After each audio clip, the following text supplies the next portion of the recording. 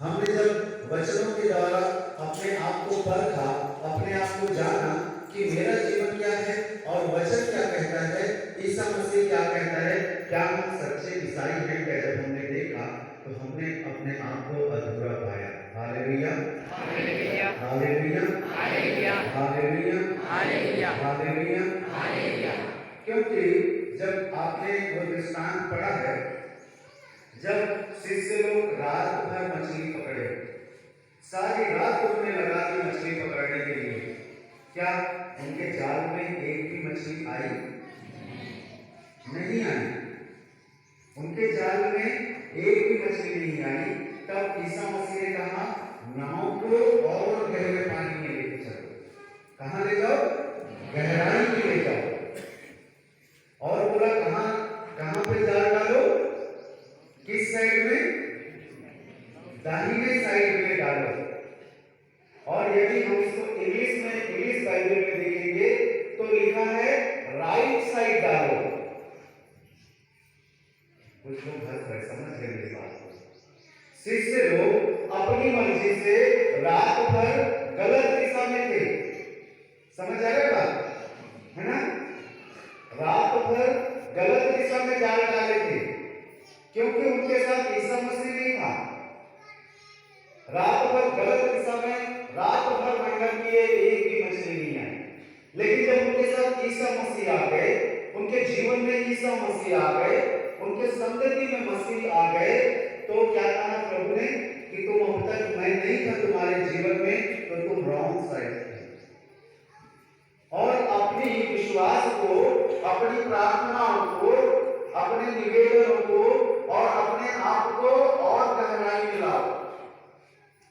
जिस प्रकार शिष्यों को बोला कि नाव को गहराई में लेके चलो, उसी प्रकार मेरे भाई और मेरे बहन, जब हमारा विश्वास, हमारी प्रार्थना अब गहराई में जाती है, ईश्वर के करीब जाती है, ईश्वर के और पास जाती है, तब प्रभु बताता है, बेटे अब ये राइट काम है, बेटे अब ये तू राइट जा रहा है।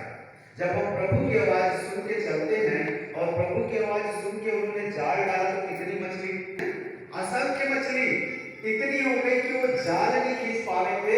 आसपास से लोगों को बुलाए जाल खींचने, और इतनी मछली हो गई कि उनका जाल फटने लगा था। Hallelujah, hallelujah, hallelujah, hallelujah. मेरे भाई और मेरी बहन, आज एक अच्छा समय है कि आज तक हम भी मेहनत कर रहे थे, है ना? हम भी बहुत परिश्रम कर रहे थे, हम भी बहुत प्रार्थना कर रहे थे, हम भी दावा कर रहे थे हम प्रभु के साथ हैं, हम भी दावा कर रहे थे कि हम प्रभु का रक्त और मांस ग्रहण कर रहे हैं। लेकिन इन 2 दिनों में और आज भी जब हम वचन को देखेंगे तो आप अपने आप को जानेंगे कि ये सब व्यर्थ का परिश्रम था। लेकिन आज जब आओगे ईश्वर के साथ और ईश्वर बताएगा, मेरी बहन और मेरे भाई, राइट साइड आ जाओ। अब तक आप रॉन्ग हो, राइट आ जाओ, सही करो, मेरे साथ रहो, मेरी संगति में रहो। Hallelujah, hallelujah, hallelujah, hallelujah, hallelujah, hallelujah. तो आज हम बहुत कम समय हमारे पास, इसीलिए मैं बहुत जल्दी मैं अपने जीवन को और आपके जीवन को बताऊंगा क्या हम इस जीवन को सही जी रहे हैं क्या। कोई भी एक बच्चा उठ के आ जाए, कोई भी एक बच्चा, कोई नहीं आएगा तो नहीं दिखता और फादर लोग तो लोग कन्फेशन में भी आगे बैठ।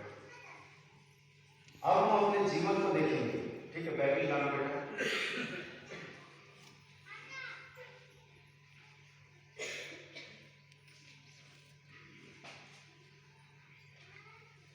खोलिए। आज कितने लोग बैटरी लाए हैं जरा उठाओ। जिनके पास नहीं है ना बैटरी, यदि आज आप चाहते हो कि आपको जीवन मिले तो अपने स्वयं के लिए एक बैटरी ले लो। समझ आ रहा है? मैं कल भी बताया, ये बैटरी मेरा है, मैं किसी को नहीं देता, किसी को नहीं देता। मेरे रूम में पंकज रहता है, वो भी छू लेता है तो मुझे अच्छा नहीं लगता, क्योंकि ये प्रभु मेरा है। ये जीवित वचन मेरे लिए है, मुझे अच्छा नहीं लगता कोई प्रभु को छीन लेता है मुझसे।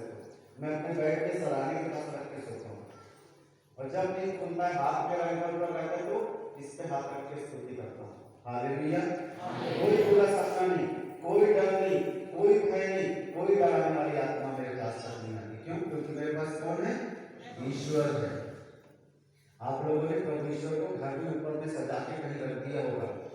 निकाल के पढ़ लेना और अपने अंदर कर लेना, तब प्रभु बताएगा बेटा राइट चल, अभी तक आप रॉन्ग हो। हालेलुया। कोरिन्थियों के नाम से पौलुस का पहला पत्र अध्याय 13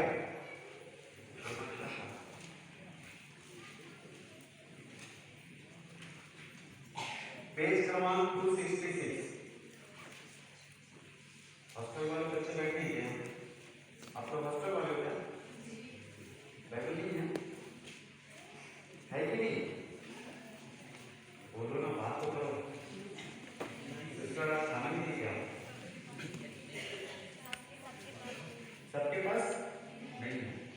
यदि पढ़ने की इच्छा हो तो खरीद लेना।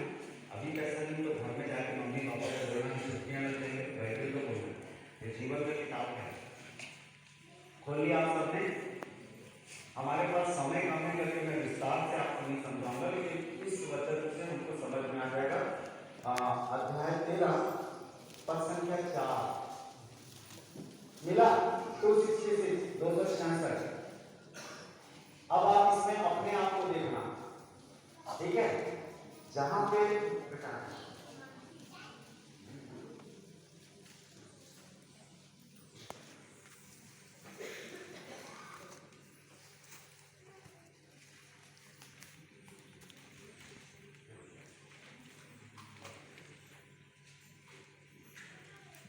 अब हम पढ़ रहे हैं, जहां पे प्रेम लिखा है ना, जहां प्रेम लिखा है, ये बहन का अपना नाम है,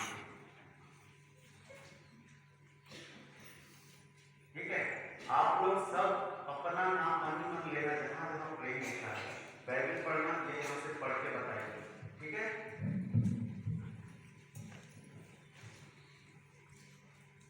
असीमा सहनशील और दयालु है।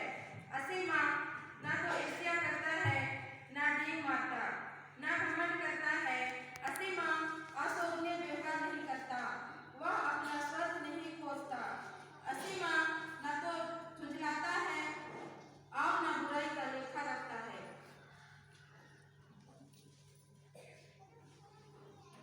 असीमा दूसरों के पाप से नहीं बल्कि उसके सदाचरण से प्रसन्न होता है।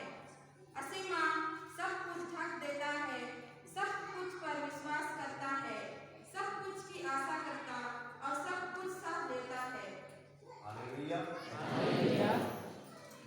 आपने अपना अपना नाम लिया।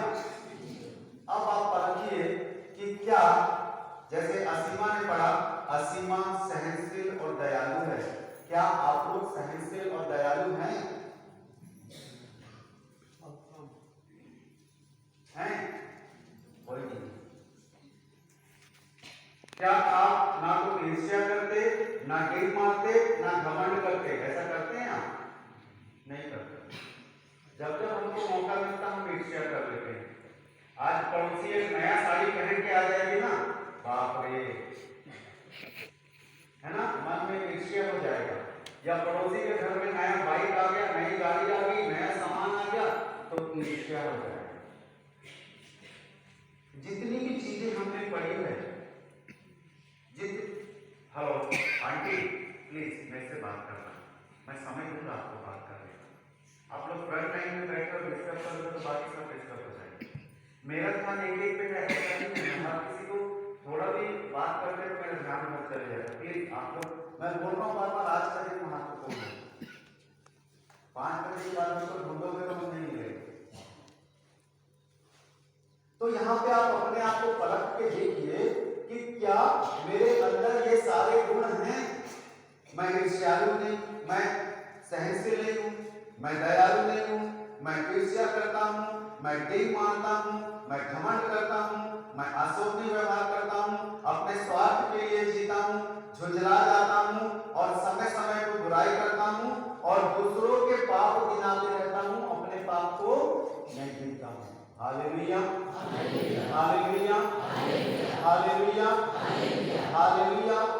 मेरे भाई और मेरी बहन, ये सारी बातें आपके अंदर नहीं है तो सबसे पहली बात कि आप ईश्वर के साथ नहीं हैं, और दूसरी बात, जो ईश्वर के साथ नहीं है, जब ईश्वर उनको अंदर से आवाज देता है, हम उसकी बात को नहीं मानते। कल मैंने बताया आपको ईश्वर हमसे कैसे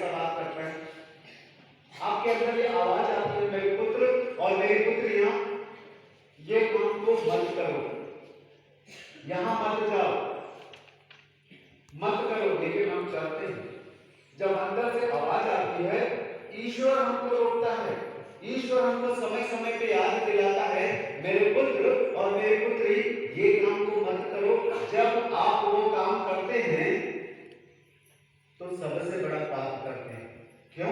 क्योंकि ईश्वर आपको, आप भले भले नहीं पढ़ते, आप भले प्रार्थना नहीं करते, आप भले ईश्वर की संगत में नहीं है, लेकिन प्रभु समय पे आपको याद दिला रहे कि मेरे पुत्र और मेरी पुत्री कृपा करके इस बात को जो तू करने जा रहा है मत करना। और जब उसके बावजूद भी हम उस पाप को करते हैं तो याद रखना सबसे बड़ा पाप वही है। Hallelujah, hallelujah, hallelujah, hallelujah, hallelujah. शांति निवास में एक फैमिली आई थी, उसका पति बहुत पीता था। पिछली बार शांति निवास आया तो वो पीना बंद कर दिया था, लेकिन एक दिन क्या हुआ, वो घर में अकेला था। जब वो घर में अकेला था तो वो निकल करके गया, उसको पीने का मन किया, वो गया, लेकिन फिर उसे लगा नहीं, मुझे नहीं पीना चाहिए, अंदर से आवाज आई, वो वापस आ गया। वापस आके थोड़ी देर घर में रहा, उसके बाद फिर शैतान ने उसके दिमाग में डाला, अकेला था घर में, शैतान आ गया और उसके दिमाग में डाला जा। फिर वो गया, फिर वापस आया, फिर तीसरी बार गया और वो पी लिया। तो मेरे पास आया, ब्रदर मेरे साथ ऐसा क्यों हुआ? प्रभु चाहता तो मुझे घर में ही रोक लेता। मैं बोला बेटा, प्रभु ने तेरे को 2 बार ले जाकर के वापस लाया और तीसरी बार तू पिया। सबसे बड़ा पाप तूने ये किया कि तूने ईश्वर की बात को नहीं माना। यदि तू पहली बार वापस आया और घुटने पे आकर के प्रभु को धन्यवाद देता कि प्रभु मैं एक बुराई करने जा रहा था, आपने मुझसे बातें की, आपने मुझको वापस लाया, तो तू ब्लेसिंग पाता, तू प्रभु की आशीष पाता, पवित्र आत्मा तेरे पास आ जाता, पवित्र आत्मा तुझसे बात करता। लेकिन तूने प्रभु की आज्ञा का उल्लंघन किया।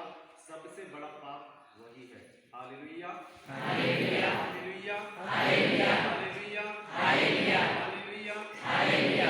सबसे बड़ा पाप यही है कि जब आपके अंदर से आवाज आती है कि ये काम नहीं करना है और हम उस काम को करते हैं, तो उस काम में हम फेल हो जाते हैं। कभी भी आप परख करके देख लेना आगे भी, और अब तक जो किए हो उसको भी याद कर लेना।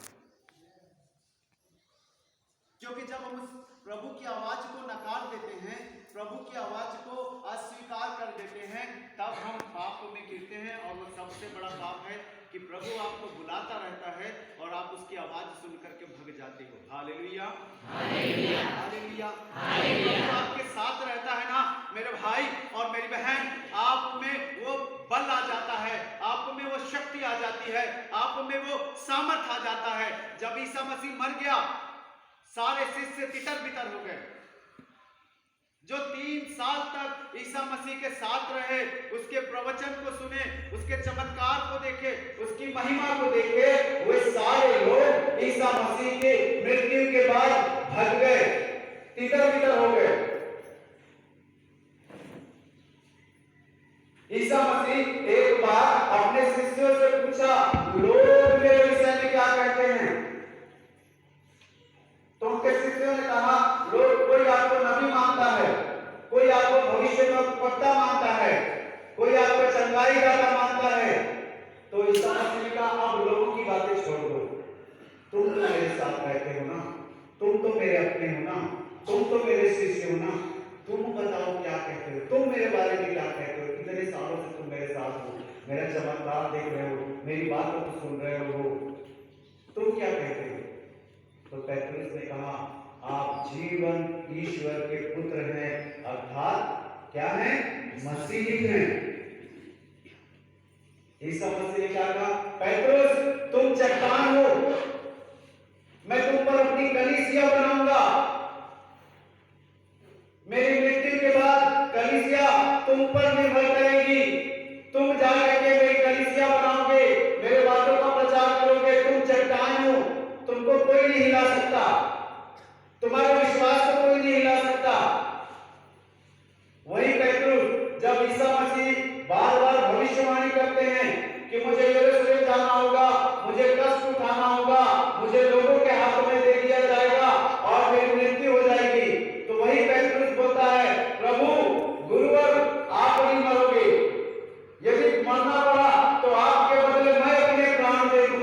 लेकिन आपको मरने नहीं दूंगा।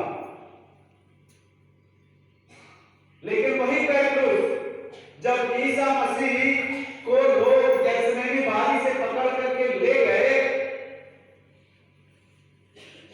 और पेट्रुस भी कुछ दूर तक उनके साथ गया, लेकिन जब ईसा मसीह को महल के फाटक के अंदर ले गए तो पेट्रुस उनसे अलग हो गया।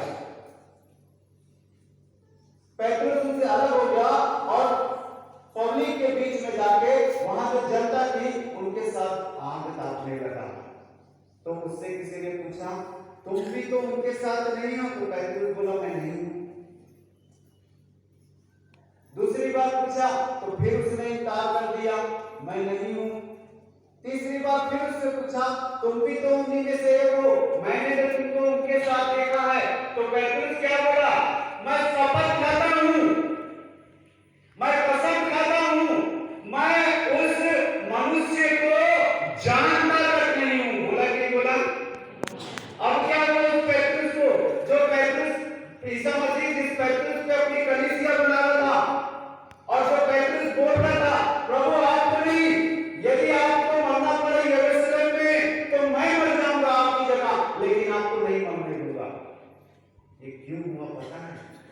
जब तक पेट्रुस ईसा मसीह के साथ था, ईसा मसीह के संगति में था, तो संसार की बातें छोड़ दिया था। मौत भी आ जाए तो मैं प्रभु के लिए मरूंगा, प्रभु के लिए जीऊंगा, वो सोचने वाला पेट्रुस जब ईसा मसीह को छोड़ के अलग हो गया तो उसके मन में डर आ गया, उसके मन में भय आ गया, उसको संसार का जीवन दिखने लगा, उसके घर महल ऐश और आराम की जिंदगी दिखने लग गई और उसने कसम खा लिया, बोला मैं उस मनुष्य को शपथ खाता हूं, मैं जानता तक नहीं। मेरे भाई और मेरी बहन, आज हम किस पेट्रुस का जीवन जी रहे हैं? वैसा पेट्रुस जो ईसा मसीह के साथ था, या वो पेट्रुस जिसने ईसा मसीह को छोड़ के कसम तक खा लिया, झूठ बोलने लग गया, जलन होने लग गई, वो जलने लगा जो जो उससे पूछ रहे थे कि ये लोग क्यों मुझे तंग कर रहे हैं, क्यों मुझे पूछ रहे हैं। तो हम कौन सा जीवन जी रहे हैं मेरे भाई और मेरी बहन? हमारे मन में भी ईर्ष्या है, हमारे मन में भी द्वेष है, हमारे मन में भी घमंड है, हमारे मन में भी आदर है, हम एक दूसरे का आदर नहीं करते, हम एक दूसरे को नीचे दिखाना चाहते हैं।